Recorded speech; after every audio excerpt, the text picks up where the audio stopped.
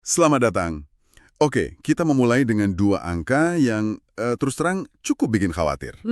Oke. Angka pertama, 1 dari 3 remaja di Indonesia, itu kan setara 15,5 juta orang ya, mengalami masalah kesehatan mental. Wow, sebesar itu? Sebesar itu. Dan yang kedua, skor literasi membaca kita di tes PISA 2022 itu jatuh ke titik terendah sejak tahun 2000. Dua hal yang kelihatannya jauh sekali ya. Jauh, tapi mungkin banget saling terhubung. Tepat. Yang satu ini kan soal kondisi batin, yang satu lagi soal kemampuan kognitif. Keduanya itu cerminan dari apa yang terjadi di dalam dan di luar kelas. Betul sekali. Dan hari ini kita akan coba bedah cerminan itu. Anda sudah mengumpulkan berbagai sumber untuk kita, mulai dari dokumen kebijakan, riset soal belajar online, analisis AI, sampai laporan soal kesehatan mental siswa. Misi kita bersama adalah menyusun kepingan-kepingan puzzle ini untuk melihat gambaran besarnya. Apa sih tantangan utama pendidikan kita? Apa yang sebetulnya bikin siswa berhasil? Dan kira-kira kemana semua ini akan bermiara? Kita akan lihat dari 4 sudut pandang utama ya. Pertama, potret kualitas dan pemerataan pendidikan kita sekarang. Kedua, kita akan masuk lebih dalam kedua krisis yang tadi Anda sebut, literasi dan kesehatan mental. Oke. Ketiga, kita cari tahu siapa aktor utamanya, peran guru dan lingkungan. Dan terakhir, kita lihat masa depan, tantangan dunia maya dan potensi kecerdasan buatan. Oke, mari kita mulai dari potret besarnya. Salah satu dokumen kebijakan yang kita punya ini bicara soal pendidikan berkualitas. Terdengar bagus ya, tapi artinya apa sih? Sumber ini bilang intinya adalah peningkatan hasil belajar. Tapi bukan cuma nilai rapor, tapi juga kompetensi non-akademis, kayak karakter, dan tentu saja kemampuan dasar literasi sama numerasi. Dokumen ini punya cara pandang yang menarik untuk melihat itu semua, yaitu pakai model input proses output. Input, proses, output. Ya, kalau kita pakai analogi, ini tuh kayak resep kue. Input itu bahan-bahannya, guru yang kompeten, sekolah yang layak, kurikulum yang bagus. Oke. Nah, proses itu cara kita mengaduk adonannya. Gimana guru ngajar di kelas, apakah mereka bisa bikin siswa penasaran, aktif nanya, atau cuma ya gitu ceramah satu arah. Dan outputnya, tentu saja kuenya. Hasil akhirnya, seberapa baik siswa kita paham pelajaran, seberapa kuat karakternya. Analogi ini langsung nunjukin satu hal krusial sih. Apa itu? Kalau bahan dasarnya, terutama guru ya, kurang berkualitas, sebagus apapun proses ngaduknya, kuenya nggak akan pernah maksimal. Dan ketika kita mencicipi kue itu, data PISA 2022 menunjukkan rasanya agak pahit ya. Nah, disinilah datanya mulai terasa agak aneh. Kita semua kan dengar ya, skor PISA kita anjlok. Literasi membaca turun ke 359, matematika ke 366. Alasan yang paling sering disebut itu learning loss akibat pandemi. Itu kan berita buruk ya. Tapi kalau kita gali lebih dalam di sumber ini, ternyata peringkat Indonesia secara global malah sedikit naik. Loh, kok bisa? Ini paradoks yang menarik banget. Jawabannya ternyata karena negara-negara lain itu jatuhnya lebih parah dari kita. Penurunan skor rata-rata mereka lebih tajam. Oh begitu. Jadi ini memunculkan pertanyaan yang agak menusuk ya. Apakah kita patut lega karena kita lebih baik dari yang terburuk? Atau ini justru sinyal bahaya yang lebih besar? Mungkin ada masalah struktural yang lebih dalam yang sudah ada bahkan jauh sebelum pandemi datang. Pertanyaan yang bagus sekali. Karena ini bukan cuma soal skor rata-rata kan. Masalah kedua dari output kita itu pemerataan. Kesenjangannya masih luar biasa besar. Antara siswa laki-laki dan perempuan, antara si kaya dan si miskin, dan yang paling klasik, antara kota besar dan daerah pedesaan. Jadi, kue yang dihasilkan itu kualitasnya belang-belang. Dan sumber lain yang Anda berikan, sebuah studi tentang penyerapan anggaran di Aceh Besar, seolah memberi petunjuk soal masalah struktural itu. Studi itu bilang, anggaran pendidikan di sana itu tidak efektif dan kurang efisien. Ah, itu dia. Ini menguatkan dugaan bahwa masalahnya bukan cuma kurang uang, tapi bagaimana uang itu sampai ke ruang kelas dan diubah jadi pembelajaran yang berkualitas. Punya bahan kue banyak nggak jamin kuenya enak kalau resep dan cara masaknya salah, kan? Dari gambaran besar ini, mari kita fokus ke dua krisis yang paling menonjol dari sumber-sumber kita. Yang pertama soal minat baca. Kenapa ya bangsa kita ini kayaknya punya hubungan benci tapi rindu dengan buku? Salah satu artikel yang kita punya membedahnya dengan sangat baik. Ada 4 akar masalahnya. Akar pertama itu budaya. Kita ini kan bangsa dengan tradisi lisan yang sangat kuat ya. Dongeng, sejarah, pengetahuan, itu diwariskan lewat cerita dari mulut ke mulut, bukan tulisan. Jadi, membaca teks panjang secara mendalam itu bukan kebiasaan yang mendarah daging. Lalu itu diperparah oleh persepsi. Sejak kecil, membaca tuh seringnya kita asosiasikan dengan tugas sekolah, ujian, sesuatu yang membosankan. Pekerjaan bukan hiburan. Betul, membaca itu pekerjaan, bukan hiburan. Kita nggak punya budaya melihat orang baca buku di taman atau di kereta sebagai gaya hidup yang keren gitu. Terus masalah klasik, akses. Harga buku itu kan mahal untuk sebagian besar masyarakat. Distribusinya juga terpusat di kota besar. Perpustakaan sekolah atau daerah seringkali koleksinya tua, nggak menarik, dan nggak terawat. Jadi buat yang mau baca pun halangannya nyata. Dan yang terakhir, pukulan telak dari teknologi. Perhatian kita kan dibombardir sama konten medsos yang pendek, visual, dan instan. Otak kita jadi terbiasa dengan cemilan informasi, bukan makanan utama yang butuh waktu buat dicerna. Ini bikin aktivitas baca buku yang butuh fokus berjam-jam jadi terasa kayak siksaan. Kalau kita tarik benang merahnya, dampak dari semua ini jauh lebih serius dari sekedar skor PISA yang rendah. Riset menunjukkan masyarakat yang literasinya rendah itu cenderung punya toleransi yang lebih rendah. Oh iya? Iya, mereka lebih gampang diadu domba sama hoax dan misinformasi. Kemampuan berpikir kritis dan inovasi jadi tumpul. Dalam jangka panjang, ini bisa melanggengkan kemiskinan. Karena tanpa literasi yang baik, akses ke pendidikan tinggi dan pekerjaan berkualitas jadi sangat terbatas. Krisis kedua, yang mungkin lebih sunyi tapi nggak kalah gawat, adalah kesehatan mental. Data dari laporan DPR RI yang kita punya ini, angkanya benar-benar bikin kita berhenti sejenak. 1 dari 3 remaja mengalami masalah kesehatan mental. 1 dari 20 bahkan sampai punya gangguan mental. Dan kelompok usia 15-24 tahun jadi yang paling rentan depresi. Angka-angka itu kalau kita renungkan ya, benar-benar masif. Itu bukan lagi statistik di atas kertas. Itu teman sekelas anak kita, keponakan kita, tetangga kita.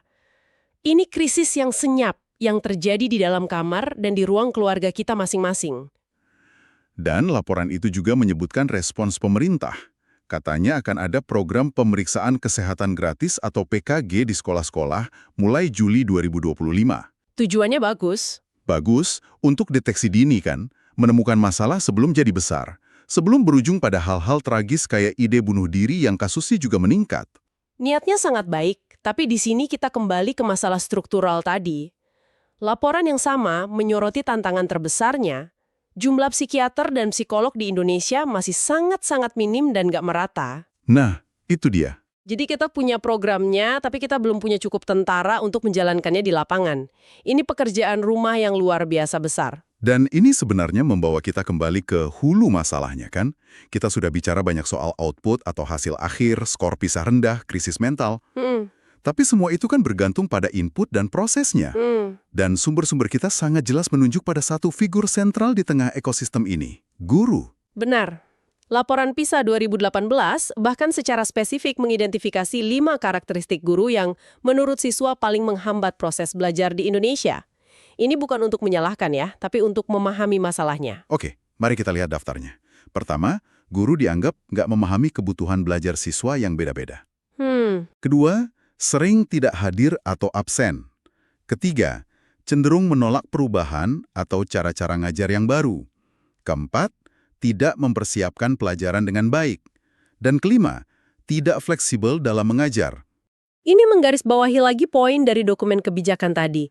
Kompetensi guru itu bukan sekedar ijazah atau sertifikat yang ditempel di dinding. Yang paling fundamental itu kemauan dan kemampuan untuk terus berefleksi. Refleksi. Iya, apa yang berhasil di kelas saya hari ini? Apa yang gagal? Gimana saya bisa ngajar lebih baik besok? Kemampuan untuk terus belajar inilah inti dari profesionalisme seorang guru. Tentu guru itu pusatnya, tapi mereka kan nggak kerja di ruang hampa. Salah satu riset yang kita punya, dari Zahra Novita, menyimpulkan dengan sangat lugas. Lingkungan keluarga dan teman bermain secara bersama-sama berpengaruh signifikan dan positif terhadap kesadaran belajar siswa. Mari kita bedah keduanya. Keluarga idealnya adalah fondasi. Perannya menyediakan pola asuh yang mendukung, suasana rumah yang tenang, fasilitas seadanya. Idealnya ya. Idealnya. Tapi, riset lain menunjukkan ini sering terbentur tembok. Tembok pertama itu desakan ekonomi. Orang tua terlalu capek kerja, jadi nggak punya energi buat dampingi anak belajar. Tembok kedua, kurangnya pengetahuan orang tua sendiri tentang gimana cara mendukung anak secara efektif. Di sisi lain, ada lingkungan pertemanan. Ini sering dianggap negatif. Tapi riset ini menunjukkan sisi positifnya. Teman bisa kasih dukungan emosional waktu kita gagal ujian, jadi tempat belajar bareng, bahkan bikin kelompok belajar informal yang jauh lebih efektif dan memotivasi daripada les formal. Jadi ada guru, keluarga, teman, 3 pilar utama. Tapi ada satu faktor lain yang dibahas di salah satu sumber kita, sebuah ide yang, wah, benar-benar bikin saya mikir ulang tentang masa sekolah dulu. Oke, ini dia. Sumber kita berikutnya ini benar-benar bikin saya berhenti sejenak. Kita semua kan mikir, seragam sekolah itu tujuannya buat kesetaraan kan? Biar nggak ada lagi si kaya dan si miskin. Betul. Tapi sebuah jurnal riset, pakai teori dari sosiolog Pierre Bourdieu, justru berpendapat sebaliknya. Bahwa seragam bisa jadi alat penindasan yang tak terlihat. Konsepnya disebut kekerasan simbolik. Konsep yang sangat kuat. Idenya begini, meskipun seragamnya sama, semua orang tetap bisa lihat bedanya. Kualitas bahan bajunya, tingkat keputihannya, kebersihannya, sepatunya, tasnya, bahkan bekal makan siangnya. Oh, detail-detail kecil itu ya? Betul. Perbedaan-perbedaan halus ini secara nggak sadar terus-menerus jadi penanda status sosial ekonomi. Siswa dari keluarga kurang mampu setiap hari diingatkan akan posisi mereka. Dan ini yang disebut kekerasan simbolik. Nggak ada pukulan fisik, tapi ada tekanan psikologis yang konstan. Lama-kelamaan, kata Bourdieu, siswa itu mulai menginternalisasi posisi mereka. Jadi percaya begitu saja? Iya, mereka jadi percaya bahwa mereka memang berbeda atau kurang dari teman-temannya yang lebih mampu. Dan tanpa disadari, sistem pendidikan yang harusnya jadi eskalator sosial, malah ikut melanggengkan kesenjangan yang sudah ada di masyarakat. Dari tekanan psikologis yang tak terlihat ini, kita beralih ke fenomena lain yang juga tak terlihat, tapi sangat terasa, terutama pasca pandemi. Keterasingan di dunia maya. Tepat, pembelajaran daring jadi kebiasaan baru, dan sebuah riset mendalam di SMA St. Albertus Malang mengungkap fenomena yang mereka sebut alienasi. Alienasi. Bayangkan siswa ketemu setiap hari di layar Zoom atau Google Meet. Mereka tahu nama teman-temannya, tapi mereka nggak benar-benar kenal. Komunikasi jadi sangat transaksional, hilang semua bahasa tubuh, kontak mata, dan energi yang cuma ada waktu ketemu langsung. Riset itu mengutip definisi alienasi dari filsuf Erich Fromm yang menggambarkannya sebagai sebuah pengalaman di mana seseorang menghayati diri sebagai sesuatu yang asing. Mengerikan ya? Mengerikan. Dampaknya itu kesepian yang mendalam, isolasi sosial, bahkan krisis identitas di usia yang sangat krusial. Ini ironi terbesar dari teknologi pendidikan. Ia berhasil memecahkan masalah logistik belajar dari rumah, tapi justru menciptakan masalah yang lebih mendasar soal makna dan eksistensi diri. Pertemuan virtual cuma jadi transaksi informasi, bukan ruang untuk membangun hubungan yang otentik. Tapi seperti dua sisi mata uang ya. Teknologi juga bawa potensi solusi yang luar biasa. Mari kita lihat sisi lainnya. Kecerdasan buatan atau AI, sebuah studi tentang dampak AI pada mahasiswa memberikan temuan yang sangat optimis. Oh ya. AI ternyata secara signifikan bisa mengurangi jam belajar sambil justru meningkatkan IPK. Angkanya cukup mencengangkan. Sebanyak 83% mahasiswa melaporkan adanya peningkatan akademik setelah pakai AI.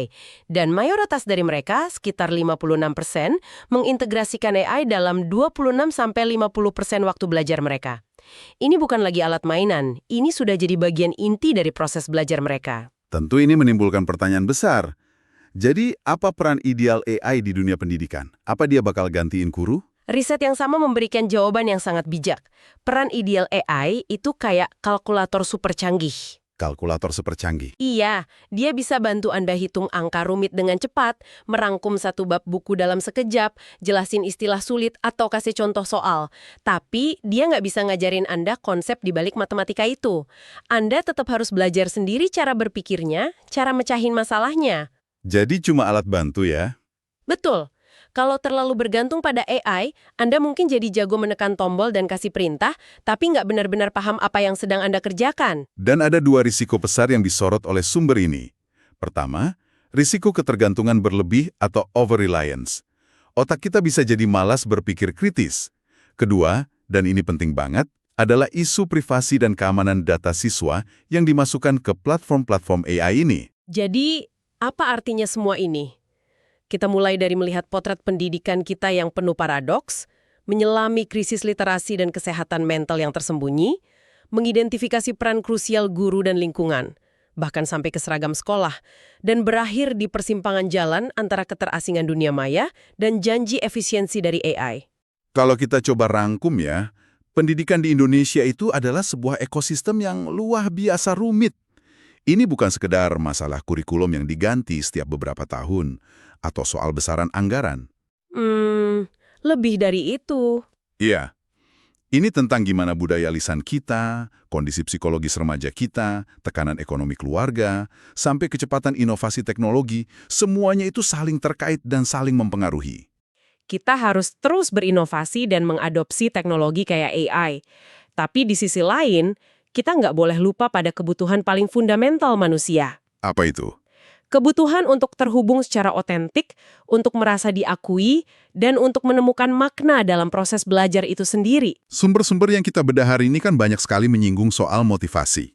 Ada motivasi dari guru yang inspiratif, dari teman yang suportif, atau dari sistem hadiah dan hukuman di sekolah. Namun, dengan kemudahan AI yang bisa kasih jawaban instan dan banjir distraksi digital yang nggak ada habisnya, mungkin pertanyaan penutup untuk Anda renungkan adalah, di tengah dunia yang serba cepat ini, bagaimana cara kita menumbuhkan motivasi intrinsik, keinginan tulus untuk belajar, bukan karena disuruh atau demi nilai, tapi murni karena rasa penasaran dan nikmatnya proses menemukan sesuatu yang baru pada generasi mendatang.